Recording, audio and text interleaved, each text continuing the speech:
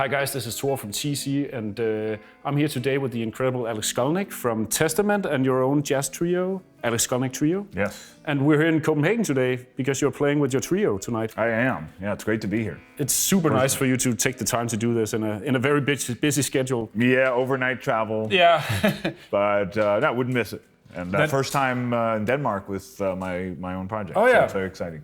We're definitely looking forward to the concert tonight. So we've been doing a TonePrint for the Flashback Delay, and TV Kitchen style. We cheated a little bit and dialed in the sound beforehand. Yeah. Can you tell us a little bit about what you're going for when it comes to delay playing? And this is basically set up more for your jazz trio kind of thing with a clean sound, I guess, or that's true. Yeah. Although you could use this with an overdriven sound. Yeah. Yeah, I like a universal delay that I could use for different tones. Yeah.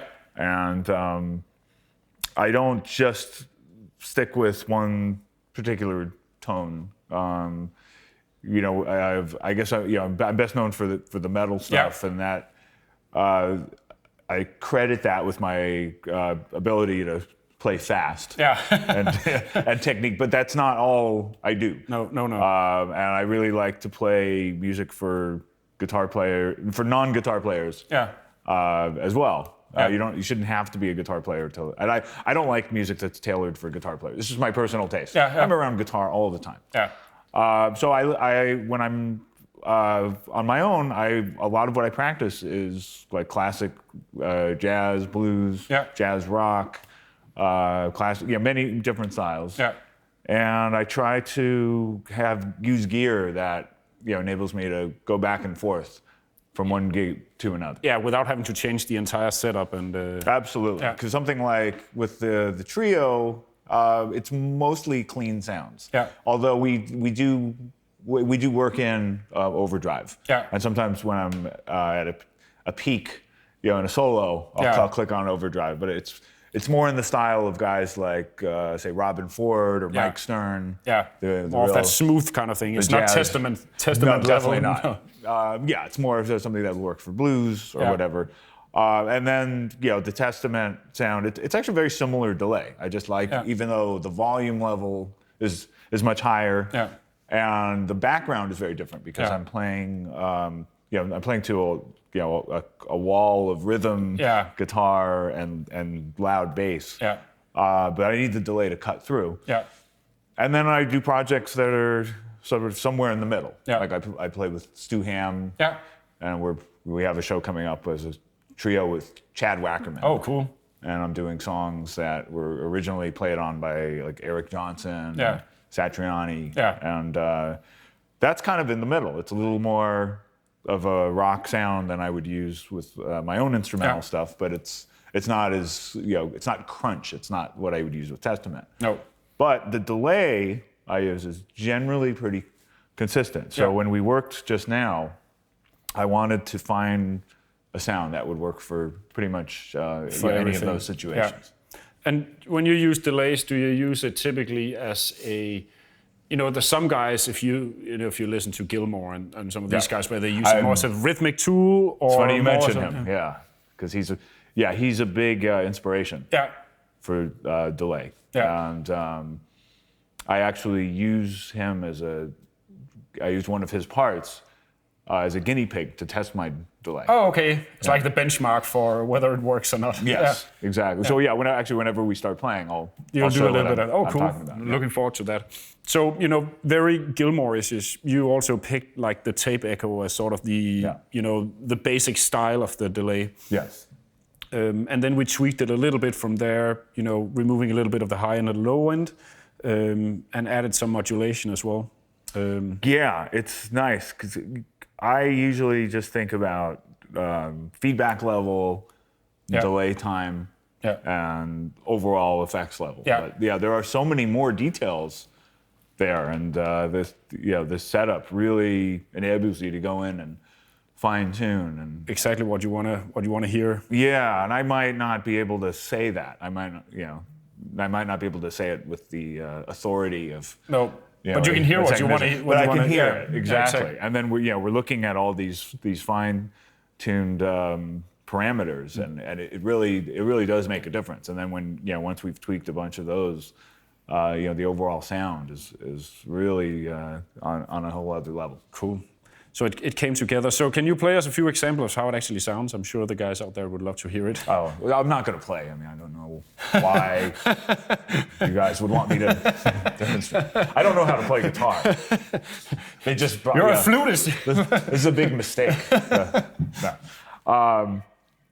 Well, check it out. So I'm going to play one note. Yeah. That's it. No. Yeah. So it's funny. Okay, so it's funny you mentioned Dave Gilmour, right? So I almost always do this before when I test out a delay.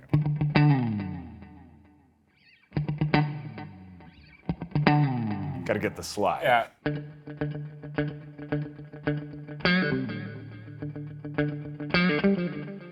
Yeah.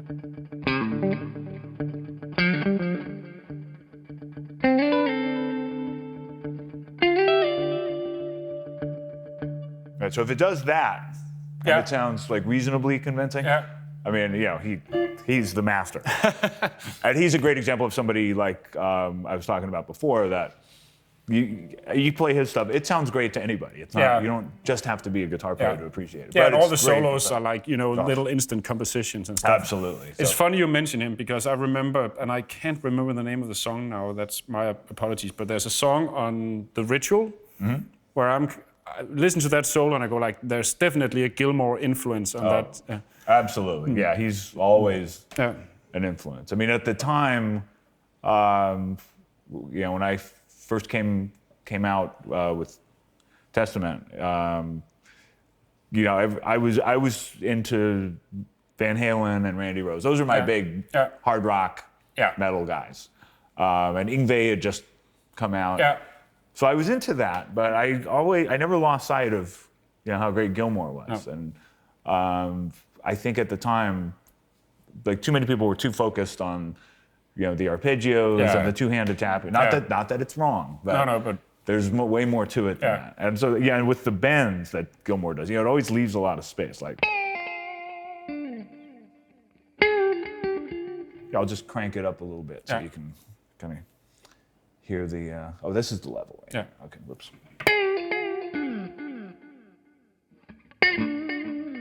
There we go.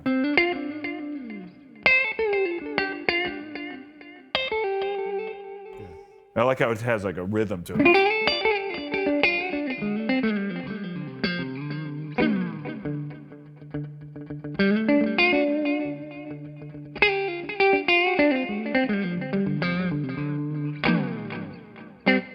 It's very punchy. Right, so then you get into other stuff.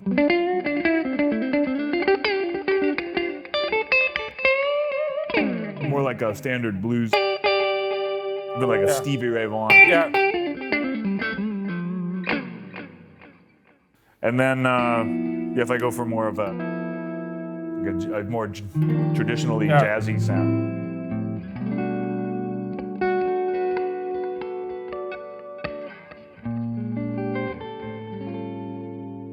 It sounds really lush. Yeah.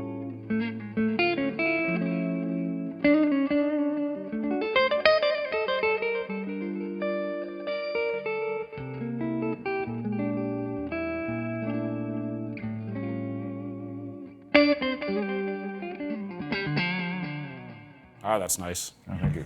So, do we have a name for the TonePrint? Well, in the spirit of Gilmour, because he's such a big influence, and that album's one of my favorite albums, The Wall.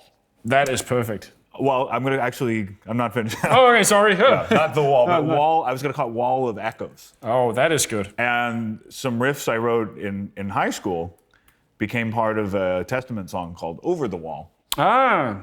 So yes, The Wall is very significant as an album and as a song and a wall of echoes. A wall of echoes. I like that. Okay. That is stored. So thank you so much for taking the time to do this. We really appreciate it, and I think the TonePrint turned out really great. So cool. I think people should have fun with it. I'm gonna have fun with it. Cool. I'm looking forward to using it.